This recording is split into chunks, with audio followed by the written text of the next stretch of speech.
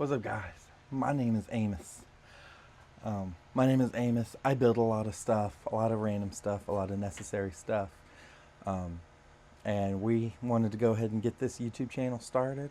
We're going to start with this. I am a DeWalt man. That's just what I like. Now, I'm not like a super brand loyalist.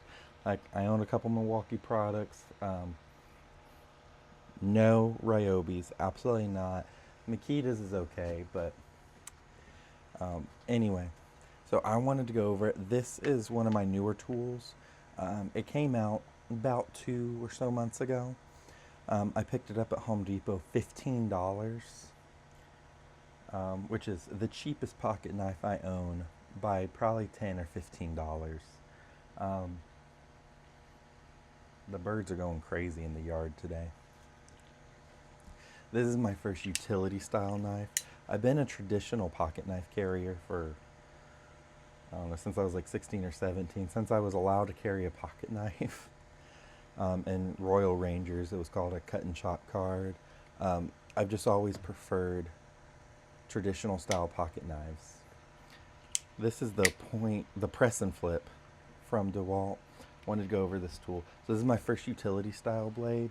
I always thought that a traditional pocket knife would be more useful and more practical. And that might still be true in some situations. Like if I were to go out camping, this would not help me. You know, I would want something that was like a half serrated blade to help me with some sawing. This, on the other hand, has been super useful as an everyday carry multi-purpose tool. Um,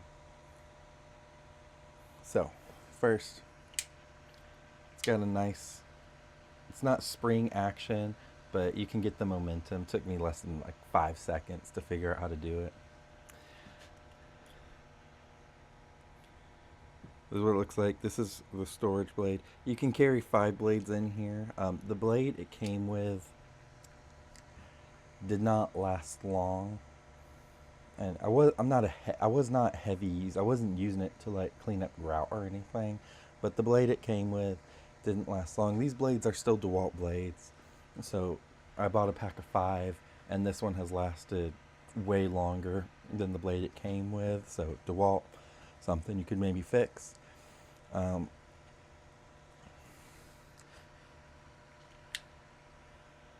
it's got a deep pocket, so you can see that.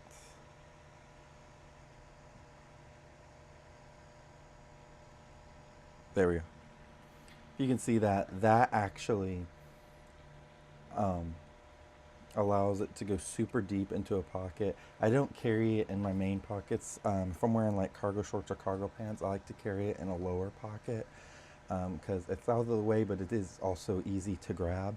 So I like the fact that it's deeper. You do have your, I call it a wire stripper, the little divot right here. I call it a wire stripper. That's what I use them for. Some people call it a seatbelt cutter. Since it is a razor blade, I suppose it could use seat belts. I have a background in public safety, being a paramedic, and um, I never could cut something with this. I needed to take the blade out to cut it, um, or we carried a dedicated belt cutter. It just stayed like on our hip, and it was a lot more narrow to actually slice through without it like bunching up and getting caught on you in an emergency situation. So I don't know about calling a belt cutter, but I've used it as a wire stripper countless times. Now, whether or not you do that, let me know. I like using it as a wire stripper. You also at the top have a lanyard holder. I would not put this on a lanyard. I feel like the lanyard would get in the way, and I'm not going to wear it like around my neck. I'd rather put it in a pocket, you know, go there, slash what I need to slash, and then right back into the pocket I go. I carry it inside the pocket. I don't carry it outside the pocket. Now, there are other brands on the market. I haven't tested it with other brands, so I can't tell you how it sticks up. Overall, I like the black and yellow. They have another version that doesn't have the internal blade storage. that's yellow, and I don't like that. I feel like that's tacky. I like how there's yellow trim, but the body of it is black. That's what I prefer about it.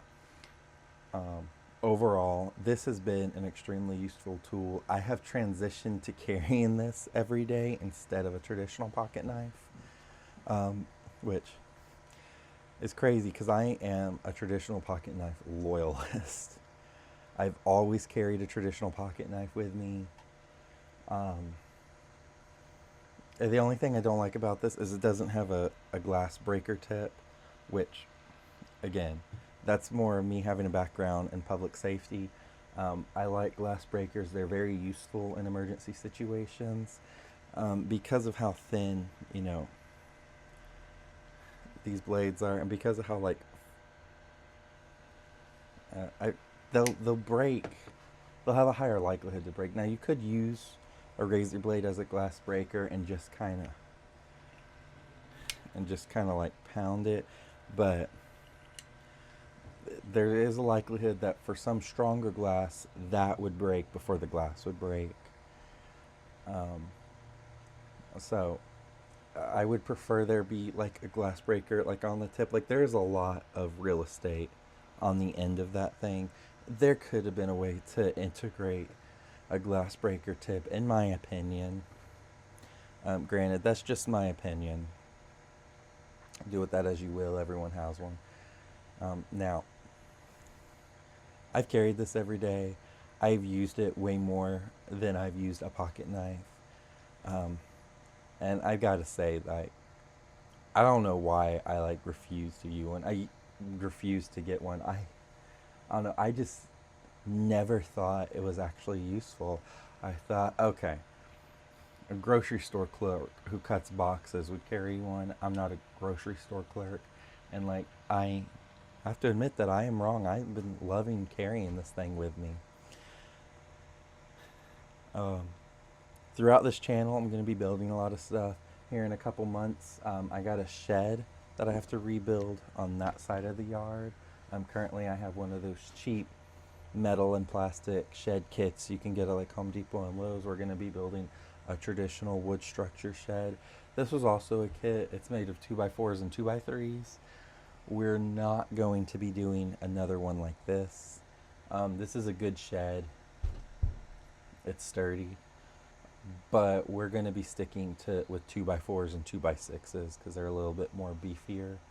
And this shed is a good shed, but like the doors have to be replaced. That's going to be a future video. Overall, we're just going to be building stuff, going over how to do it, learning along the way. Maybe I can show a few of y'all some tips and tricks. Maybe some of y'all can hop in the comments and show me a few tips and tricks. All of that would be greatly appreciated as we go about this new journey. Let me know what you want to see.